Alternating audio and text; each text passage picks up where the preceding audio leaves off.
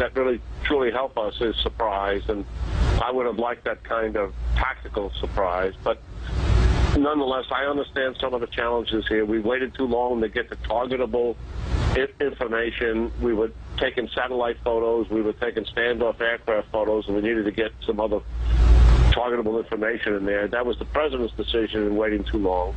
But nonetheless, let's put the past in the past. We're here now. Yep. We've got something that makes sense, and hopefully we'll be relentless in the pursuit of this enemy. And frankly, we've got a good chance to get after ISIS in Syria, where most of their support infrastructure is, and do some real damage to it. And so our viewers know, as the lower third on the screen tells you, we have begun airstrikes in Syria, a U.S.-led operation, a coalition involving the United States of America and 5 Arab countries, all Sunni countries. Saudi Arabia, UAE, Jordan, Bahrain, and Qatar in there, fighting alongside of the United States. The operation, General Keane, is described as Tomahawk missiles have already been fired from the destroyer. We will also, F-18s are flying missions off of the USS George H.W. Bush in the Persian Gulf. We are flying bombers, fighters, and drones, expected to hit around 20 targets inside of Syria. Is that the size of the operation you would anticipate, at least on day one?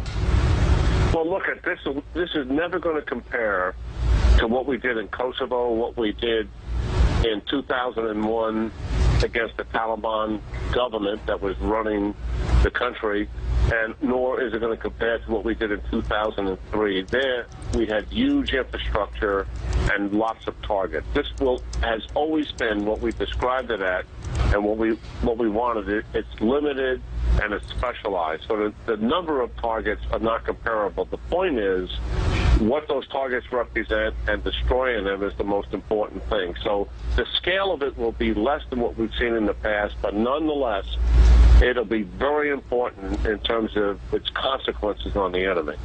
How long do you think this is going to take? I know that's a difficult question, General, but when you hear Congressman King say this could be the beginning of a years-long conflict, you know the feeling that evokes in so many people here in the States. I doubt if the airstrikes in Syria would persist in that time frame. We will strike as long as there are targets to strike. It's that simple. And if those targets are exposed to us, we will strike. And you know, Megan, we're going to be very careful here in striking these targets.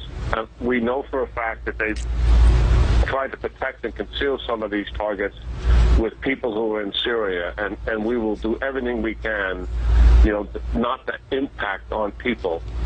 This is our value-based system that the military uses every single day in executing warfare. So that also protracts it. It makes it longer because we discriminate, and we're going to do everything we can to avoid hurting people unnecessarily. And the fact of the matter is, as long as there are targets to strike, we will strike. How will this group fight back? They seem so courageous when they have women and children and unarmed men running from them, or unarmed hostages for that matter. How will they fight back against this kind of air power?